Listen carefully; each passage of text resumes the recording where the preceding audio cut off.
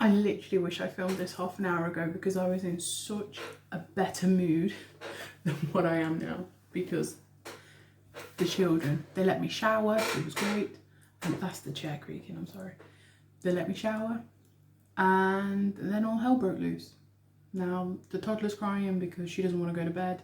She does need to go to bed. She's not quite out of that afternoon nap stage. And the baby didn't have enough sleep in the morning, so he's gone down for another nap. Hopefully should work. Yesterday was Thursday, and it was the first time that me and my family had FaceTimed each other to do the virtual book quiz online. I will link it below this time because he is amazing. He has spent his own time doing all of these quizzes to entertain people. There was 150,000 people on the live stream last night on his YouTube channel, and it was amazing. We came second against my brother-in-law and his girlfriend.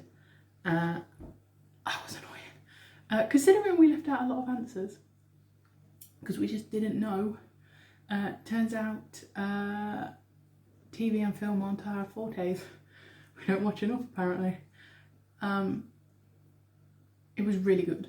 I really recommend that you try it with your family. We're going to do it every Thursday, or until he decides he can't do it anymore, but it was his birthday yesterday as well. Yesterday I also had... I never went to university because at the end of doing my college degree, I decided that that industry that I'd been doing, or that I thought that I wanted to do for so long, wasn't actually the industry for me. And then I just started working. My main priority after that was just learning to drive, so I started working more. The more I started working, the more I thought about, oh, what career do I actually want to go into? And I was like, hospitality is pretty cool.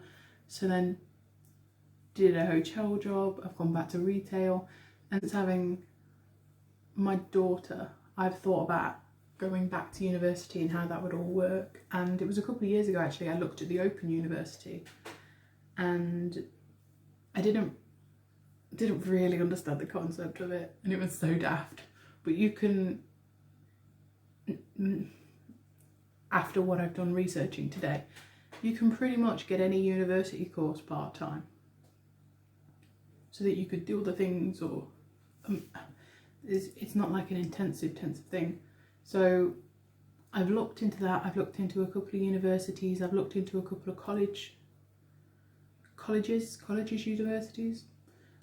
Looked into loads of different courses, but it's not in the industry that I am A, very comfortable with, B, very knowledgeable about, because I studied it for what, 4 or 5 years, and now I want to go into something completely different. Started thinking about it, and it would be more satisfactory for me, like within myself and in my like career goals, if I could work either in a school setting or in another environment, I'm not sure where I could help kids like my stepdaughter, where I could be that extra help. Not necessarily a teacher, but I would understand the conditions of that child, because yes, it's all very individual, but I want to make the difference to that child's education, and kind of normalise it and destigmatise the whole ADHD is a lazy parent thing.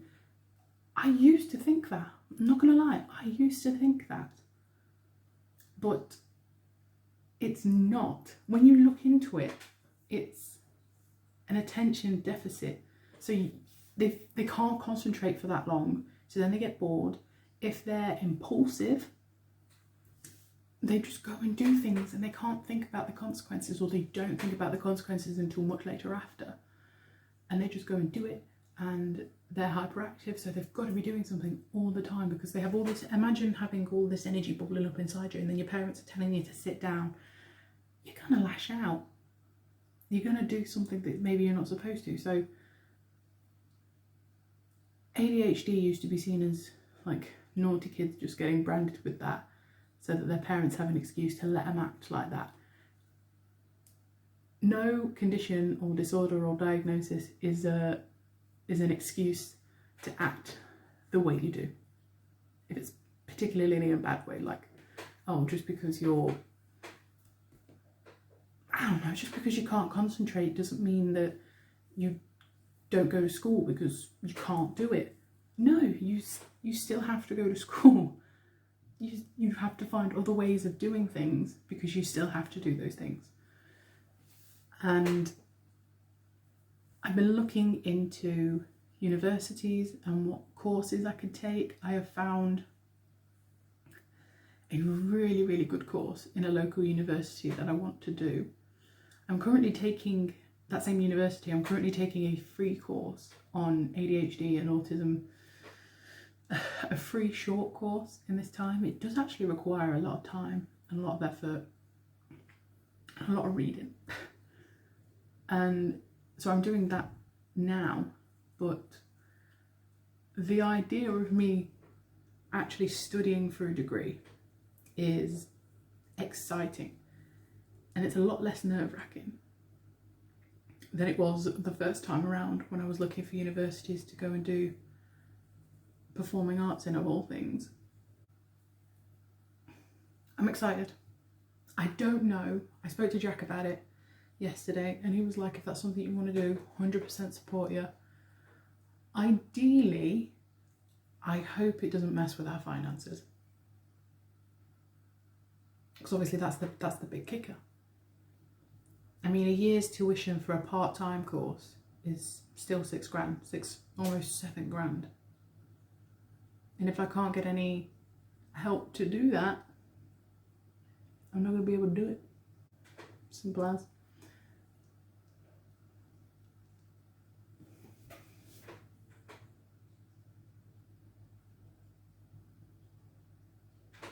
Thumbnail.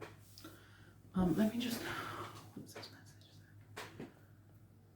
So that's it. Today is the first day without Jack. Jack went back to work today. This morning was good. I got up at 5:45 with him, like a numpty. So I'm gonna be tired. But I'm excited for him to come back. I miss him. It's weird, you can spend so much time around someone and then not ever get bored. It's crazy. I'm saving money though by not going out. I suppose a lot of people are too. Gym memberships are going to be skyrocketing when this is all over. What was I talking about? Remaining positive. And I personally have to keep telling myself that this will all be worth it. Like, because we took precautions and made measurements, and because I stayed in all day, every day, it'll mean that less people will get sick. It'll mean that less people will die. And it's worth it. Is it not worth it for just one? Well, it won't definitely be just one life people will be saving by staying indoors. It will be hundreds, thousands, but it'll be worth it. It will. It's not the hardest thing I've ever had to do. Pushing 2 humans out of my intimate area is the hardest thing I've ever had to do. But it will all be worth it. I am going to continue with my personal statement and we'll see how it goes. I'll be back. Oh, there was a question about Arnold Schwarzenegger on the quiz last night. And I did a horrendous impression. I'm not a good impressionist at all. Well, quick performance. It's not, but it added. Anyway,